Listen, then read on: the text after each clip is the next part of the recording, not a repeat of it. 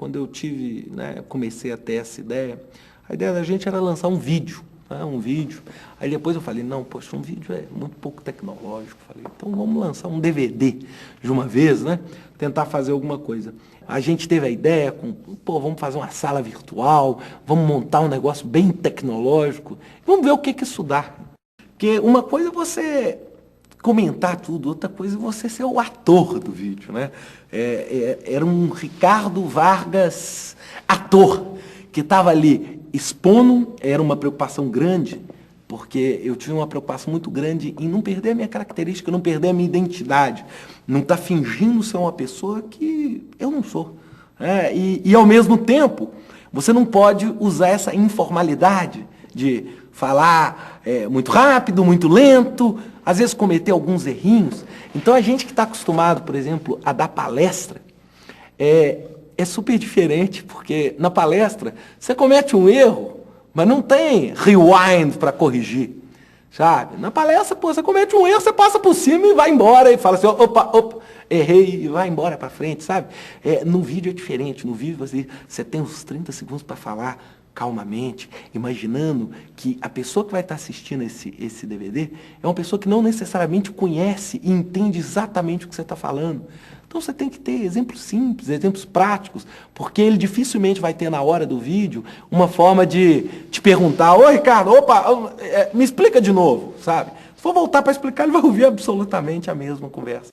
Toda vez que a gente escreve um livro, faz um vídeo, tudo, a gente está botando a cara no mercado, a forma de se expor muito.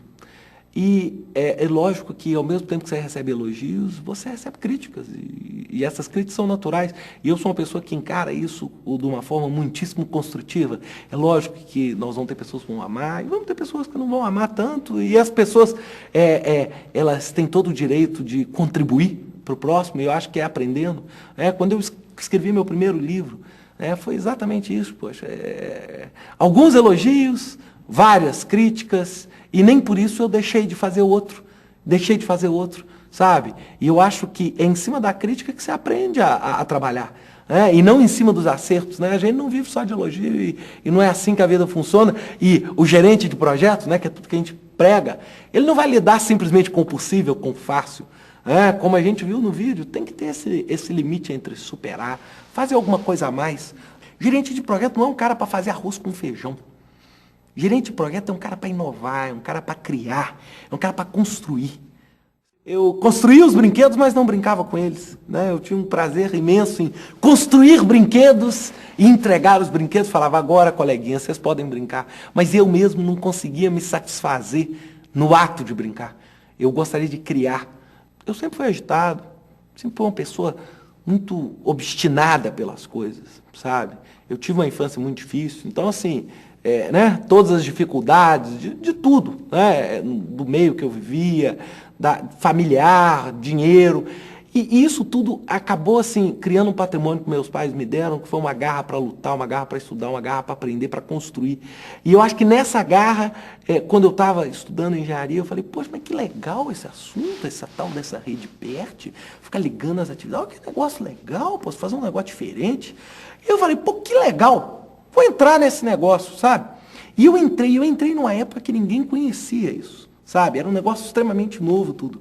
E eu entrei de cabeça mesmo, eu entrei falando assim, pô, se não existe mercado, eu vou fazer de tudo para que esse mercado seja criado.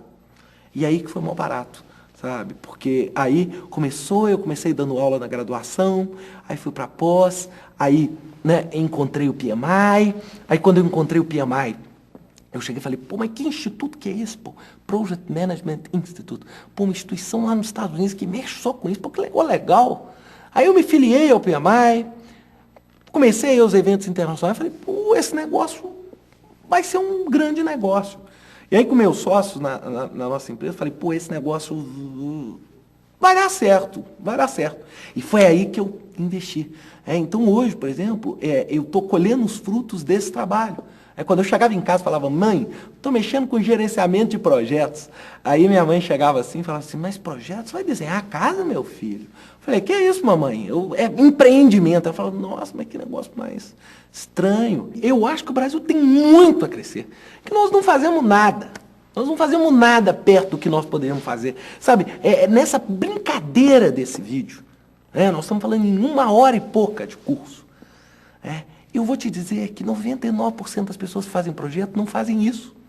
Não fazem o básico. Não planejam antes de executar, saem fazendo. Sabe, isso é uma coisa tão corriqueira, tão natural. Então, falta muito. E eu não vejo aquela visão pessimista, então falta muito, então não tem mercado, não dá para fazer nada. Não. Eu vejo o seguinte, falta muito. Então é aí que nós vamos conseguir vencer. Por quê? Porque nós vamos ter oportunidade de criar essa cultura. E é isso que está acontecendo hoje. Eu tenho uma alegria enorme, né? Quando eu comecei com o PMI no Brasil, em 1997 para 98, no Brasil, foi um desafio tremendo. E hoje, por exemplo, eu já estou deixando a presidência do PMI em Minas Gerais, né? no final de 2002. E o que a gente observa? A gente observa que a gente, pelo menos, fez um trabalho de criar uma cultura. Hoje nós temos já uma sociedade razoavelmente organizada. Então aquela primeira semente já foi plantada. É lógico que ela não vai dar uma montanha de frutos, né? Mas essa semente, ela foi plantada, ela vai dar alguns frutos, esses frutos vão gerar novas sementes que vão ser plantadas, nós vamos criar uma cultura de projetos no país. Que é isso que vai tirar o país da situação que ele está, ou seja, é exatamente essa capacidade de trabalhar por projetos. Eu não sou um profissional renomado, nada.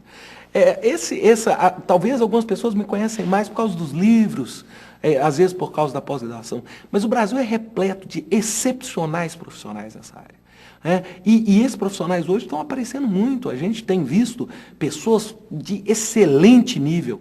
Então, assim, eu me considero mais um contribuinte e um aprendiz também. Eu concordo que o brasileiro é criativo, sim. Agora, a gente tem que entender que o gerenciamento de projetos é uma criatividade planejada. Não é uma criatividade caótica e anárquica. E a cultura do Brasil criativa é uma cultura que favorece muito o projeto. Só que o brasileiro ele tem uma segunda cultura que é transformar a criatividade em regra. E isso é péssimo.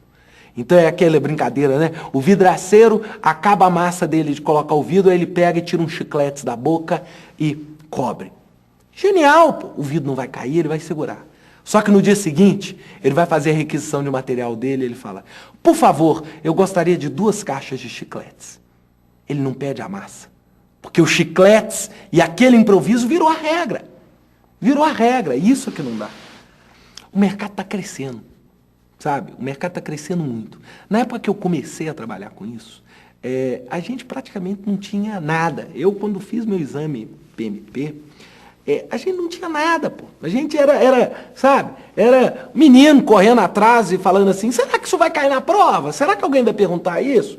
Pô, hoje é manual, livro, curso preparatório. Então, eu acho que hoje quem quer entrar na área de projetos, poxa, tem infinitamente mais condições do que a gente tinha há 4 anos atrás, há 5 anos atrás.